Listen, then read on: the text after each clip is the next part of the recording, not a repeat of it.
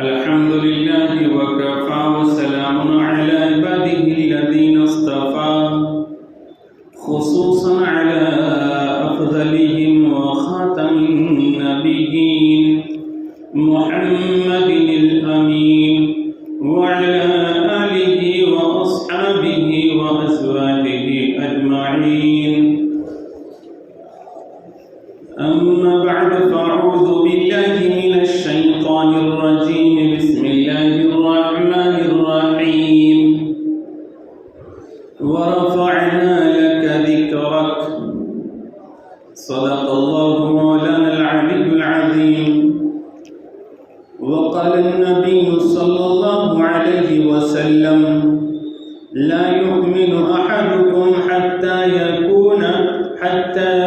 أكون أحب إليه من ولده ووالده والناس أجمعين، أو كما قال عليه الصلاة والسلام. وصدق رسوله النبي الأمي الكريم. نحن على ذلك لمن الشاهدين والشاكرين والحمد لله رب العالمين. اللهم صل على سيدنا محمد وعلى آل سيدنا محمد وأصحابه وأزواجه وبارك وسلم. محترم بزرگ اور دوستو،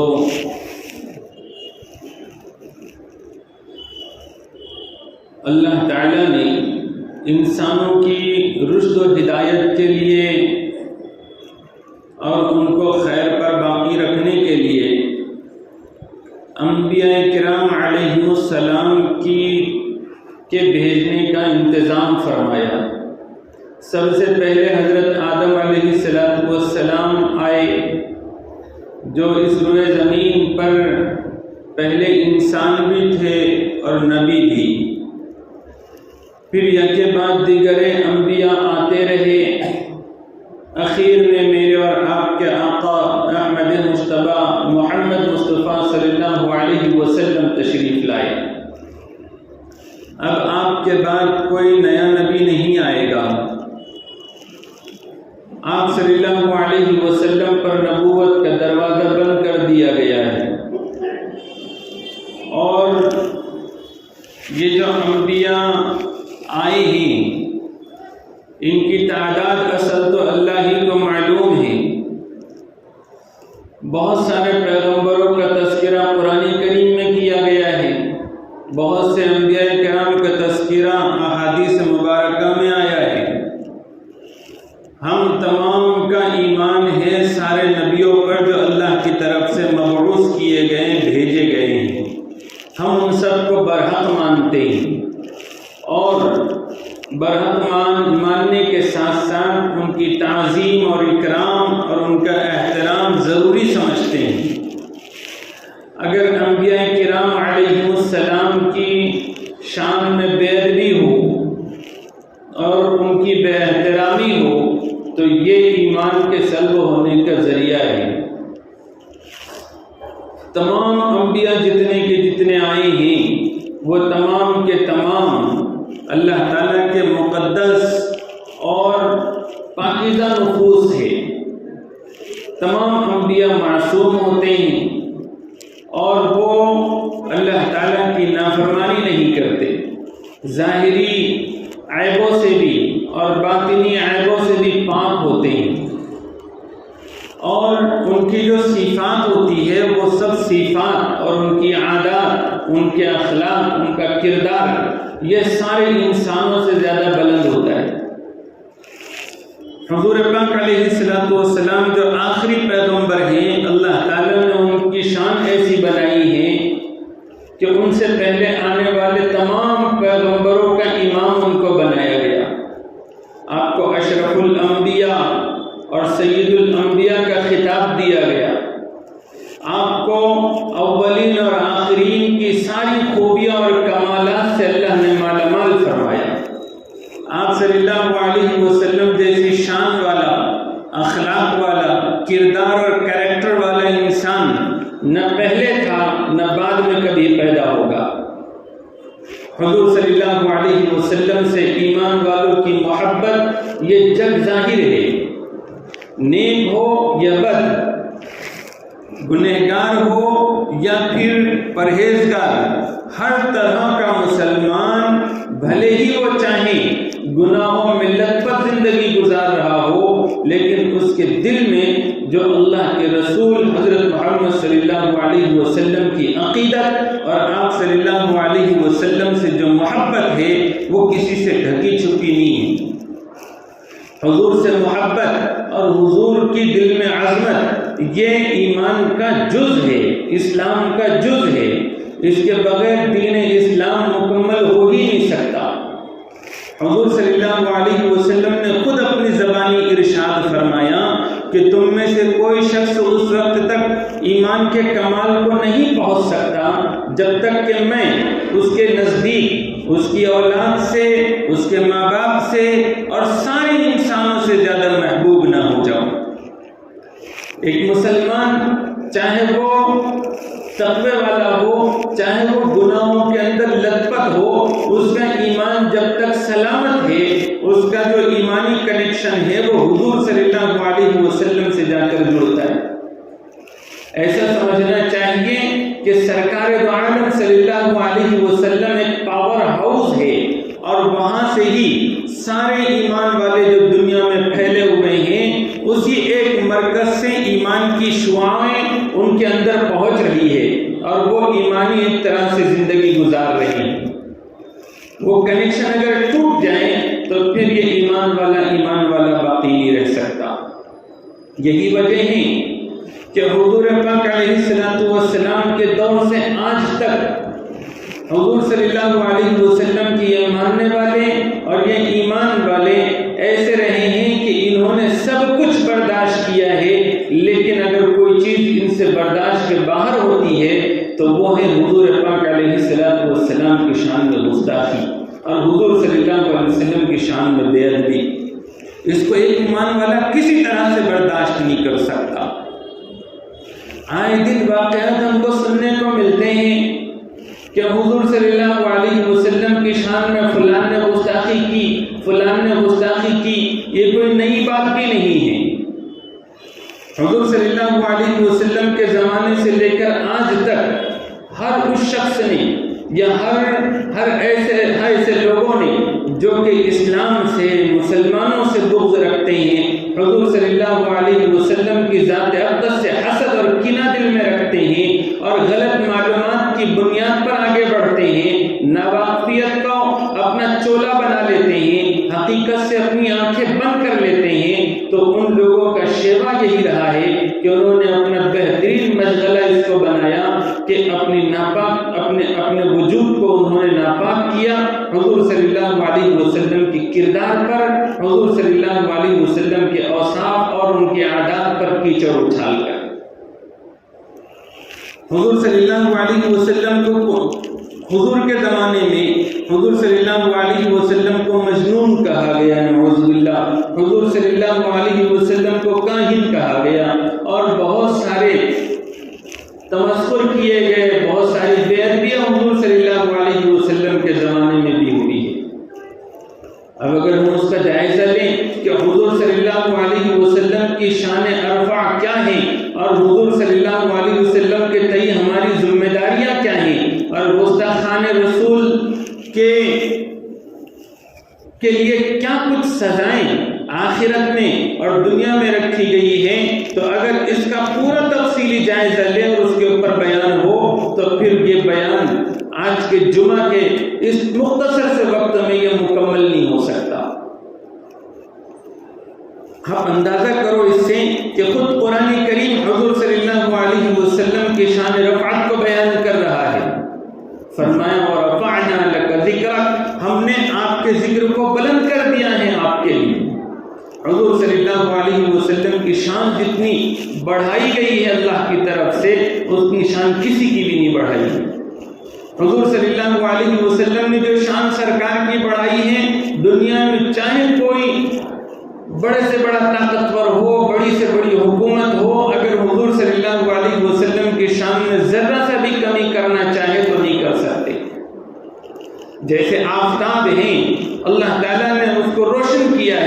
ستارے ہیں ان کو روشن کیا ہے، دنیا کی کوئی طاقت اس کو بند نہیں کر سکتی اور اس کو ختم نہیں کر سکتی۔ ایسے ہی حضور صلی اللہ علیہ وسلم کی شان اقدس کو اور حضور صلی اللہ علیہ وسلم کی رفعتوں اور بلندیوں کو کوئی مٹا نہیں سکتا، کوئی کم نہیں کر سکتا۔ لیکن چونکہ حضور کی شان میں جب گستاخی ہوتی ہے تو اس سے حضور صلی اللہ علیہ وسلم کو اذیت اور تکلیف پہنچتی ہے، حضور صلی اللہ علیہ وسلم پر ایمان رکھنے والوں کے دل ٹوٹ جاتے ہیں، حضور صلی اللہ علیہ وسلم سے وابستہ اہل ایمان کے دل بے چین اور غمگین ہو جاتے ہیں اور ان کو اذیت پہنچتی ہے۔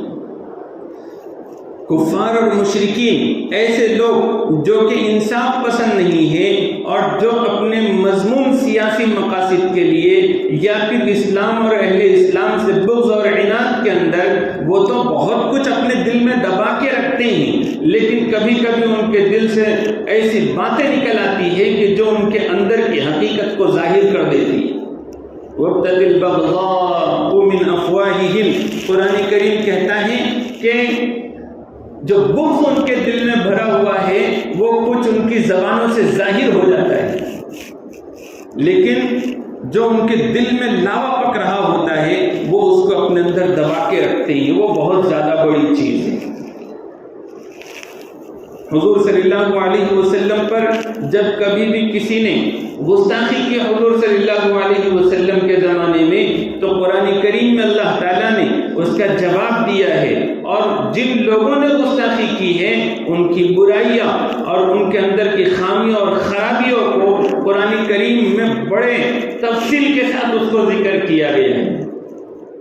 جیسے ولید نامی شخص نے جب حضور صلی اللہ علیہ وسلم کی شان میں گستاخیاں کی تو قرآن کریم میں سورہ نون والقلم وما یسطرون میں اللہ تعالیٰ نے ابتدائی آیتوں میں اس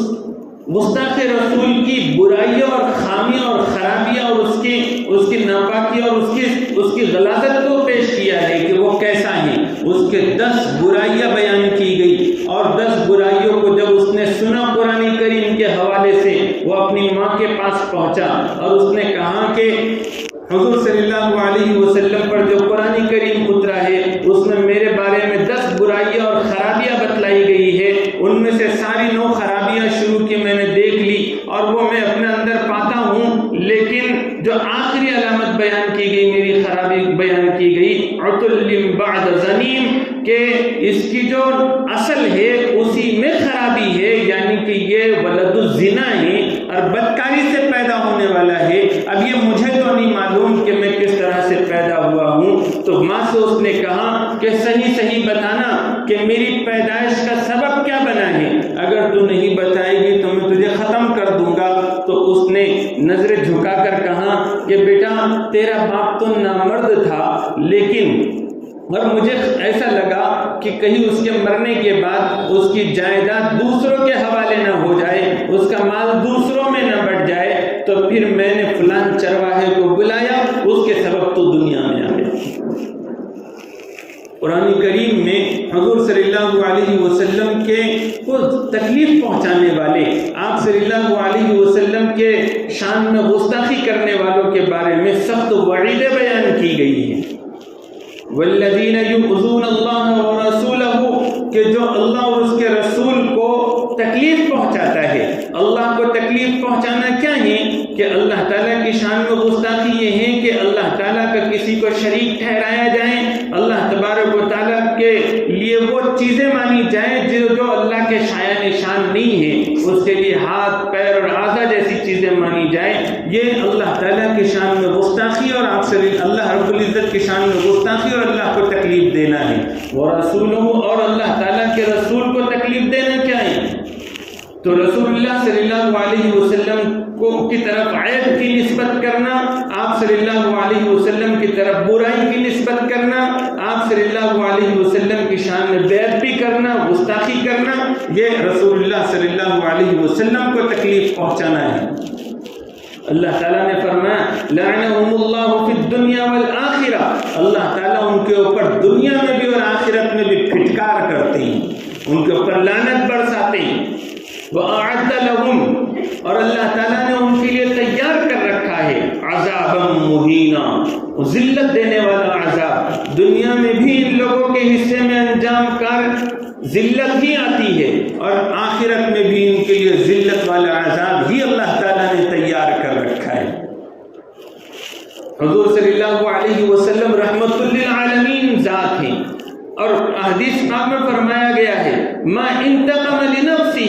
کہ آپ صلی اللہ علیہ وسلم نے اپنی ذات کے لیے کبھی بھی کسی سے بدلہ نہیں لیا۔ وہ رحمت للعالمین ذات جو کہ ہمیشہ اگر کوئی کاروائی انجام دیتے ہیں تو وہ صرف اور صرف اللہ تعالیٰ کی رضا کے لیے دیتے ہیں، اور اللہ تعالیٰ کے دین کے سرسبزی اور شادابی کے لیے، اور دین اسلام کے اور شاعر اسلام کی بقا کے لیے کوئی بھی فرمان جاری کرتے ہیں۔ آپ صلی اللہ علیہ وسلم کا کردار بھی دیکھیے کہ اگر کوئی حضور صلی اللہ علیہ وسلم کی شان میں گستاخی کرنے والا، اور اگر حضور صلی اللہ علیہ وسلم کے بارے میں بدگوئی کرنے والا ہوتا یا پھر تکلیف پہنچانے والا ہوتا، تو حضور صلی اللہ علیہ وسلم نے اس کے لیے کیا قانون بنا رکھا تھا۔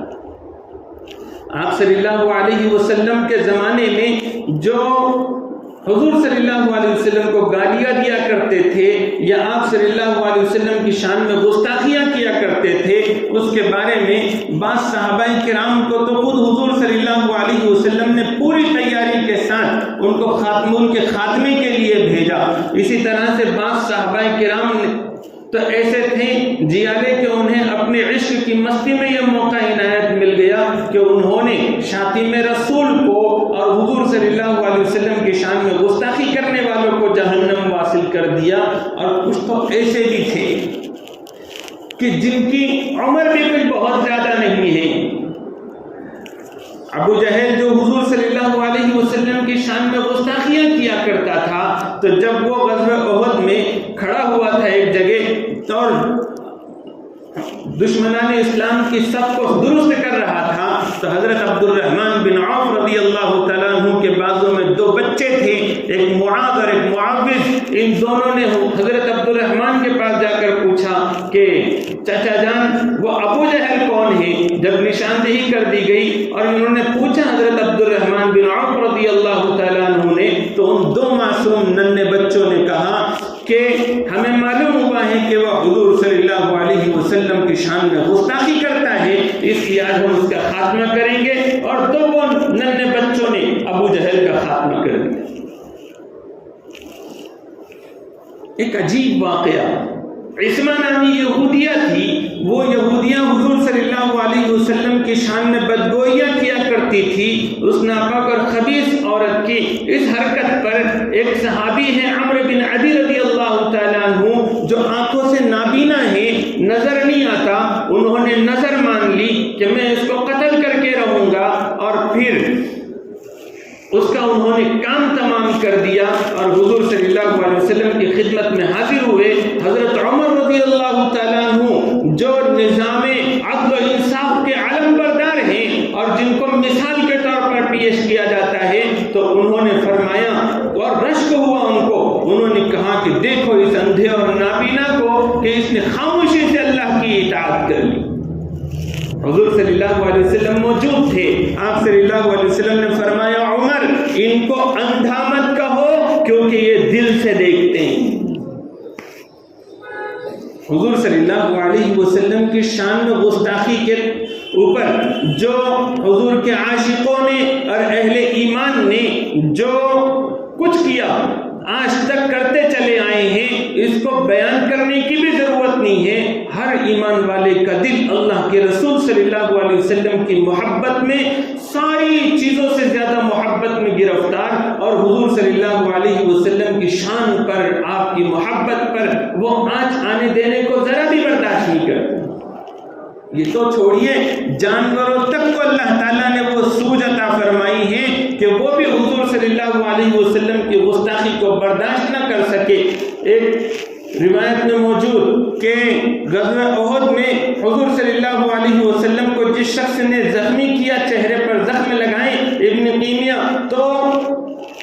اس کے بارے میں ہے کہ وہ جب جنگل میں نکلا تو جنگل کا ایک بکرا اس کے اوپر اللہ اللہ نے مسلط کر دیا اور اس نے اس کو اتنا مارا کہ اس کو جہنم واصل کر دیا، اور جب وہ مر گیا تو اس کے بعد ایک عجیب چیخ اس نے ماری. اس کی چیخ مارنے پر مفسرین فرماتے ہیں کہ وہ خوشی کا اظہار کر رہا تھا کہ میں نے اس کا کام تمام کر دیا. ابو لہب کا بیٹا بد نصیب عتبہ، اس نے حضور صلی اللہ علیہ وسلم کی شان میں گستاخی کی اور چہرے انور پر تھوک دیا. حضور صلی اللہ علیہ وسلم نے بد دعا فرما دی کہ اے اللہ، آپ اپنے کتوں میں سے کسی کتے کو اس پر مسلط کر دیجئے. جب وہ سفر میں جا رہا تھا تجارت کے، تو اس کی اگرچہ کی حفاظت کا بہت انتظام کیا گیا تھا. جنگل کا ایک شیر آیا اور جنگلی شیر نے آ کر ہر ایک کو سونگھا، لیکن صرف اسی کو پکڑا اور اس کو جب تک چیر پھاڑ کر ختم نہیں کر دیا اطمینان سے نہیں بیٹھا. اس نے بھی بعد میں پھر ایک چنگھاڑ بھری. حضور صلی اللہ علیہ وسلم پر گستاخی کرنے والوں کو اگر مسلمانوں کے ذریعے سے انجام تک پہنچایا گیا ابھی تک، تو وہ بھی ایک واقعات ہے. اور جن لوگوں کو اللہ رب العزت نے مسلمانوں کے ذریعے سے انجام تک نہیں پہنچایا یا قانونی راستے سے ان کو انجام تک نہیں پہنچایا، تو وہاں پر اللہ تعالیٰ نے خود ان کے اوپر عذاب مسلط کیا ہے، اور وہ بڑا دردناک عذاب. سورۃ اللہب پڑھ لیجئے. اور ابو لہب جو حضور صلی اللہ علیہ وسلم کی شان میں گستاخی کیا کرتا تھا، اس کے انجام کو پڑھ لیجئے کہ جب وہ مرا، اس کی لاش سڑ گئی، تعفن ہونے لگا، بدبو پھیلنے لگی. اس کی خود کی اولاد بھی اس کے قریب جانے سے کتراتی تھی. بعد میں حبشی غلاموں کو بلا کر لکڑی سے ڈھکیل کر اس کو زمین میں دفنایا گیا. کیا کیا سنائیں. حضور صلی اللہ علیہ وسلم کی ذات اقدس کا اور ان کی شان کو، ان کی عظمت کا ہم پر سب سے پہلا حق تو یہی بنتا ہے کہ ہم دکھائیں اپنے اعمال اور کردار سے کہ حضور صلی اللہ علیہ وسلم سے ہم کو محبت، اور ان کی شان پر، ان کی آن پر، ان کی آبرو پر اور ان کے احترام پر ہم ذرا برابر بھی حرف آنی نہیں دے سکتے. ہمارے اس ملک کے دستور نے ہر مسلمان کو، ہر یہاں کے ہندوستانی کو اور بھارتی کو اپنے اپنے مذہب پر آزادی کے ساتھ عمل کرنے کی اجازت دی ہے. وہی ہمارا یہ دستور ہر مذہب کی جو مقدس شخصیات ہے اس کے احترام کا پابند بناتی ہے. اس لیے کسی بھی ہندوستانی کو اس بات کی اجازت نہیں ہے کہ وہ دوسرے مذہب کے کسی مذہبی شخصیت کو نشانہ بنائے یا توہین اس کی کرے، جس کے نتیجے میں اس کے فالوورز اور اس کے ماننے والے اشتعال میں آئیں اور اس ملک کا امن و امان خراب ہو. پھر بھلا اس میں مذہبی شخصیات میں تو حضور صلی اللہ علیہ وسلم کا بھی شمار ہے. پھر بھلا اس کی کہاں اجازت دی جا سکتی ہے کہ جو مسلمان سب برداشت کر سکتے ہو لیکن اپنے نبی کی شان میں ذرا برابر بھی گستاخی برداشت نہیں کر سکتے؟ تو جو لوگ اس ملک میں امن باقی رکھنا چاہتے ہیں اور اطمینان کی فضا باقی رکھنا چاہتے ہیں اور یہاں کے رہنے والوں کے لیے حالات تنگ نہیں کرنا چاہتے، تو پھر ان لوگوں کو کیا یہ اجازت مل سکتی ہے کہ وہ سرکار دو عالم صلی اللہ علیہ وسلم کی شان میں گستاخی کریں اور اس ملک کو تباہی کے دہانے پر لے جائیں اور اس ملک میں خانہ جنگی عام ہو جائے؟ پچھلے کچھ دنوں پہلے جب اس ملک کی برسر اقتدار پارٹی کے ایک ترجمان خاتون نے جب حضور صلی اللہ علیہ وسلم کی شان میں گستاخی کی ایک ٹی وی چینل کے اوپر، اور اس کے بعد پھر دہلی کے میڈیا سیل کے ذمہ دار نوین کمار نے پھر اس کے اوپر آگے بات بڑھائی. 8 دن تک اس ملک کے مسلمان بے چین، ان کے دل دکھتے رہے، یہ احتجاج کرتے رہے، لیکن حکومت نے ان کی طرف ذرا بھی کان نہیں دھری. پھر یہ بات جب عالمی پیمانے پر پھیلی اور دنیا بھر کے مسلمان اشتعال میں آ گئے، اس سے ایک بات تو یہ سمجھ میں آئی کہ آج بھی دنیا کے کونے میں بسنے والے، ہر کونے میں بسنے والے مسلمانوں کو ایک نقطے پر لانے والی کوئی ذات ہے، ایک جگہ جمع کرنے والی کوئی ذات ہے، تو وہ حضور پاک علیہ الصلوۃ والسلام کی ذات ہے. تو جب دنیا بھر سے، جب عرب ممالک کی طرف سے جب بات اٹھائی گئی، تو پھر ہماری حکومت کو بھی کچھ شرم آئی اور یہاں پر اس پارٹی نے اپنے کارکنان کو اور یہ ان لوگوں کو نلمبت کر دیا یا خارج کر دیا اپنی پارٹی سے. لیکن ظاہر سی بات ہے کہ ان لوگوں کے اوپر کوئی کارروائی نہیں ہوئی تو اب اس کو کیا نام دیا جائے، اس کے پیچھے ان کے کیا عزائم ہیں ہم بہتر طور پر نہیں جانتے، لیکن ہر مسلمان نے یہ سمجھنا چاہیے کہ ان کی انتھک کوشش اس بات کی ہونی چاہیے کہ ان کی جدوجہد کے ذریعے سے، پرامن جدوجہد کے ذریعے سے اور قانونی راستوں کو اپناتے ہوئے وہ اس بات کو یقینی بنانے کی کوشش کریں کہ اس ملک میں حضور صلی اللہ علیہ وسلم کی ناموس پر، آپ صلی اللہ علیہ وسلم کی عزت اور احترام پر کوئی حرف نہ آئے۔ انہوں نے اس بات کی کوشش کرنی چاہیے کہ حکومت وقت کے پاس ان کی بات پہنچے، اور حکومت وقت کو چاہیے کہ جس طرح سے اگر کسی دوسرے مذہب کے کسی مذہبی رہنما پر اگر کیچڑ اچھالا جاتا تو کیچڑ اچھالنے والے کی صرف معافی کافی نہیں ہوتی، اگر وہ مسلمان ہوتا اس کی معافی کافی نہیں ہوتی اور اس کو پارٹی سے نکال دیا جانا کافی نہیں ہوتا، بلکہ کبھی کبھی ملک سے غداری وغیرہ کے الزامات تک اس کے اوپر لگا دیے جاتے اور اس کو سزا دی جاتی۔ تو اسی طرح کا رویہ پھر اب ان لوگوں کے ساتھ بھی ہونا چاہیے جو حضور کی شان میں گستاخی کر رہے ہیں۔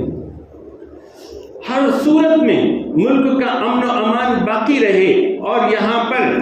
مسلم اور غیر مسلم کمیونٹیز کے بیچ میں دراڑ نہ پیدا ہو، اس کی بھی کوشش کرے، اور ساتھ ساتھ اس کی بھی کوشش کرے کہ حضور صلی اللہ علیہ وسلم کی شان میں گستاخی کرنے والوں کو قرار واقعی سزا ملے، کیونکہ ہم سب جانتے ہیں کہ یہ سیاسی میدانوں میں اور جنگلوں میں جو اقتدار پر رہنا چاہتے ہیں فرقہ پرست طاقتیں، ان لوگوں نے یہ آگ لگائی ہے پچھلے کچھ عرصے سے کہ ہندو اور مسلمانوں کے درمیان میں دراڑ پڑے اور پھر وہ اقتدار پر جمے رہے۔ ان کا ایک بنیادی مقصد یہ ہوتا ہے کہ ایسے حضور کی شان میں گستاخی کر دی جائے یا پھر مسلمانوں کے اور اس ملک کی بڑی اقلیت کے خلاف کوئی شوشہ چھوڑ دیا جائے،